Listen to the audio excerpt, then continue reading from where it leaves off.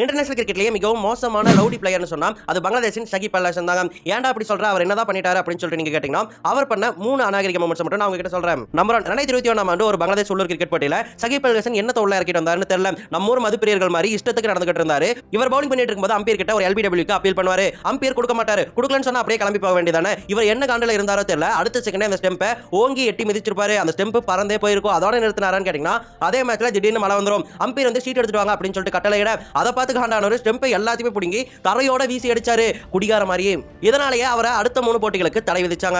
Number 2, 2017 ஆண்டு ஸ்ரீலங்கா எதிரான நடந்த போட்டியில வெறும் துண்டை மட்டும் மேல போட்டு கவர்ச்சி கண்ணி மாதிரி ட்ரெஸ்ஸிங் ரூம்ல உட்கார்ந்து மேட்ச் பார்த்துட்டு இருந்தாரு ஷகிப் அல் ஹசன். அதை பார்த்து கேமராமேன் வானவில்லா இருப்பாரா என்னவோ வேணும்னே அதிக தடவை ஷகிப் அல் ஹசனை கேமரால காமிச்சிட்டே இருப்பாரு. அதை பார்த்து ஷகிப் அல் ஹசன் என்ன பண்ணாரு தெரியுமா, தம்பி நானும் வானவில் தான் அப்படிங்கிற மாதிரி ஒரு தவறான செய்தியை கேமரா பார்த்து பண்ண அதை பார்த்து காண்டான அம்பீர்ஸ் எல்லாருமே அவருக்கு அடுத்த 3 போட்டிகள் ஆடுறதுக்கு தடை விதிச்சாங்க.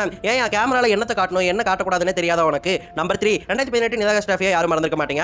அந்த மேட்ச் ஆனது கடைசி ஓவர் வரைக்கும் போயிருக்கும். பங்களாதேஷ் 6 பாலுக்கு 12 ரன் அடிக்கணும் அப்படிங்கிற மாதிரி கொண்டு வந்திருந்தாங்க. அப்ப வேணும்னே ஸ்ரீலங்கன் பிளேயர்ஸ் குழப்பறதுக்காக பங்களாதேஷ் பிளேயர்ஸ் எல்லாமே ட்ரிங்க்ஸ் கொடுக்குற மாதிரி அனுப்பி ஸ்ரீலங்கன் பிளேயர்ஸ் எல்லாம் கன்ஃபியூஸ் பண்ணிருப்பாரு. அதுக்கப்புறம் வேணும்னே நோ பால் கொடுக்கலன்னு சொல்லிட்டு பேட்ஸ்மேன் எல்லாத்தையுமே ட்ரெஸ்ஸிங் ரூம் கூப்பிட்டுருப்பாரு. அதோட நிறுத்தினாரான்னு கேட்டீங்கன்னா, ரொம்பவே இன்டென்ஸா மேட்ச் போகும்போது ட்ரெஸ்ஸிங் ரூம்ல இருந்த கண்ணாடி கதவை சுக்குநூறா உடைச்சிருப்பாரு. அந்த கண்ணாடி கதவை இல்லாத மாதிரி பண்ணிருப்பாரு.